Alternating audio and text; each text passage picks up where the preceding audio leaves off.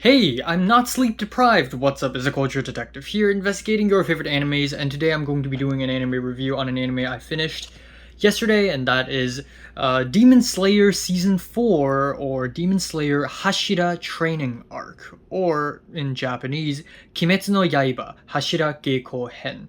So this is season 4 of the extremely popular, well-known, successful, everyone knows it and everyone loves it anime Demon Slayer. And this is based off of a manga by Gotoke Koyoharu, and it is adapted into an anime by Ufotable. And yeah, Demon Slayer, I think everyone who watches anime now definitely knows about this anime, if not having seen the anime. And when Demon Slayer first came out, it was an absolute humongous hit. The first 2 seasons of Demon Slayer, as well as the movie The Mugen Train, were extremely successful. Everyone was hyped for what Demon Slayer has to offer.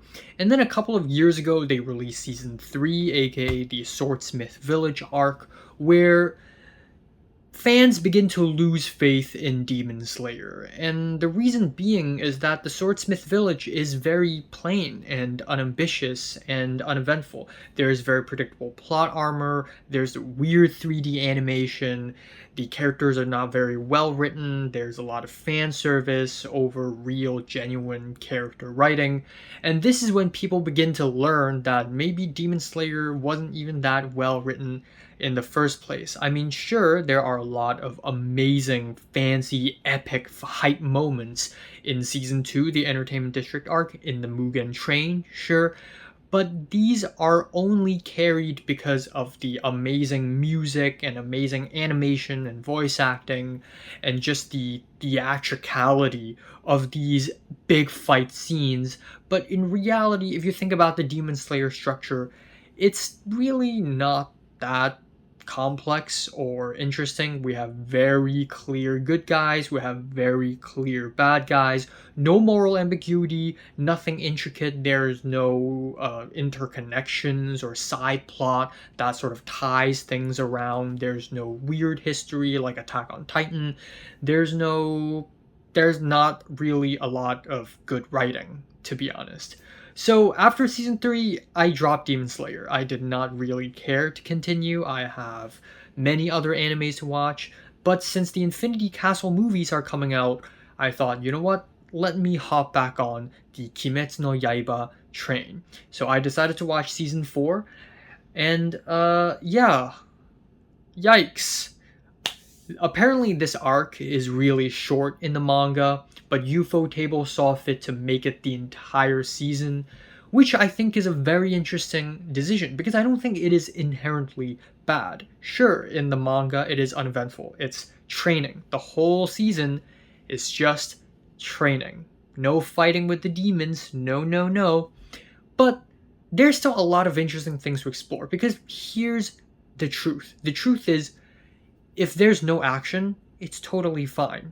Anime fans who only like action are pretty brain dead in my opinion because there are about 20 other things that makes anime and makes storytelling great, such as character development. I mean, look at Vinland Saga Season 2. Vinland Saga Season 2 barely has any action, but it is 50 times more impactful and powerful and emotional solely because its characters are so goddamn well written. It made me cry multiple times. It made me root for the characters. I feel for them. I relate to them.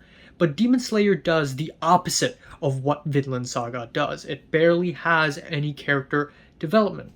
And when you don't have character development, when you don't have good, strong writing and lore, and you don't have a lot of action, you are left with nothing but breadcrumbs. And that's basically how I would describe the Hashira training arc. It is 8 episodes long, but episodes 1 and 8 are both 40 minutes, so it's really more like 10 episodes. The OP and the ED are god-awful. I skip them every single time. I've had enough of these overdramatic rock music and uninspired visuals, even though the entire show's aesthetic is traditional Japanese culture. especially that of the Taisho period. But why are we getting this awesome, dramatic rock music? It's not good, it's bland, it's uninspired, it's the same shit we've been hearing again and again in modern mainstream anime. It's boring. It really is boring. So, no character developments at all. 0, 0, 0. That is the biggest issue. At the end of season 3, we found out that Nezuko, who is this demon girl, survived the sun. And so now we're curious to see, how will Nezuko's life change? How will she adapt to her new life? Will she be talking now? Will she be doing things during the daytime? Nope, we don't really see much of her. It would have been nice to see more of her. Yes, okay, you expand a short arc into a full season. Now add more scenes to her, add more depth to her, instead of just making her a demon girl who comes to the rescue every single time. Okay, Zenitsu and Inosuke. We don't see them at all in season 3. They're gone. So now they're finally here, except they're not. We don't see a lot of them either. But I think my main issue is the Hashiras themselves, because this is very much a Hashira training arc where Tanjiro goes from one Hashira to another Hashira to another Hashira. So Hashira is basically like the big demon slayer, the big powerful demon slayers. They are famous, they're big, they're super strong, and each of them have a special ability. But the thing is, they're all caricatures. They're not fleshed out or interesting. There's a video essay / review that I watched yesterday that pretty much sums it up really well, and that is, they do not have character traits, they are the character traits. So the Cloud Hashira, Tokito Muichiro, he's always calm and emotionless. That's it. That's all he is. Every single scene, he's just dead, and then he sees Tanjiro, he smiles. And then everything else, he's just dead. That's it. No depth at all. Even though last season, in season 3, we see his backstory. But that did not impact his personality whatsoever. It did not add guilt, it did not add shame, it did not add moral ambiguity, nothing.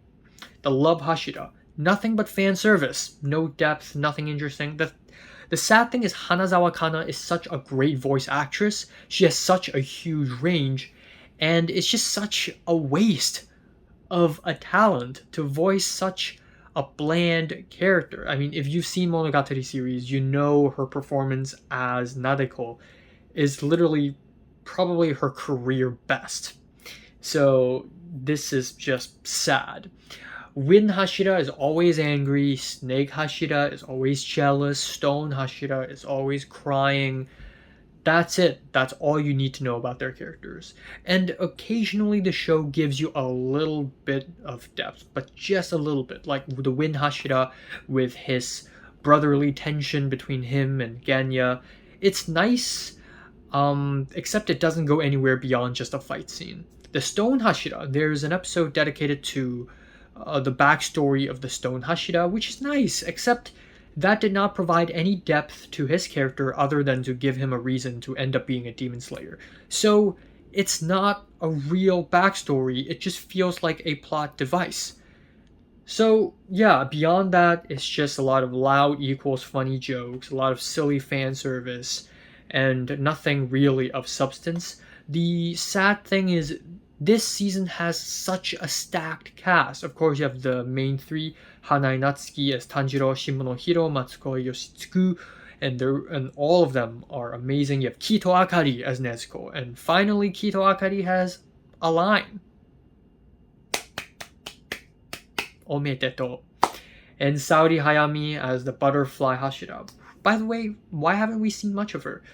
And to my surprise, when I looked at the end credits, Sugita Tomokazu as the Stone Hashira? What? They got Gintama to voice the Stone Hashira? Ueda Reina is in this anime. Did not see that coming. Freaking Sakamoto Maya. Legendary, veteran actress herself. And then I just looked up my anime list, and holy shit, Inoue Marina is in this. Kaji Yuki is in this. Namikawa Daisuke is in this for a little bit. Like, what the hell? This is like the most stacked cast in any anime I've ever seen. what the hell is going on? UFO Table spent all their money on the cast and a little bit on the animation, because honestly, the animation isn't that great either. It's not as good as the last few seasons. Until the last episode, you can really tell that they really saved up the animation budget just for the last episode. So let's talk about the last episode. The last episode is great. It's really hype. Muzan, the ultimate villain, aka Michael Jackson, finally attacks the Demon Slayer headquarters. And it was really beautiful, it was really epic, and Muzan's entrance looks like it came straight out of an Indian soap opera, which is hilarious. It dragged on for a little too long, but nonetheless, the whole fight scene, the explosion, and all the Hashiras running towards the residents, it's really exciting and cool. But at some point, I can't help but think that Muzan's plan is really stupid. You know, if he really is an intelligent villain, why can't he teleport each Hashira into the Infinity Castle and kill them one by one? Why do this all? Why go straight to the head of the Demon Slayer headquarters without knowing that it's a bait, without knowing that it's a trap? So yeah, at the end of the day, the writing is not that great. In fact, it feels rushed. In fact, it feels half-baked. The characters are not there, and not really much else. Maybe the Infinity Castle movies would be entertaining, but it would just be entertaining. So yeah, I'm feeling a light to decent 5 out of 10 for Demon Slayer Season 4. So, have you seen Demon Slayer? Comments below, let me know, subscribe if you want more. Thanks for watching.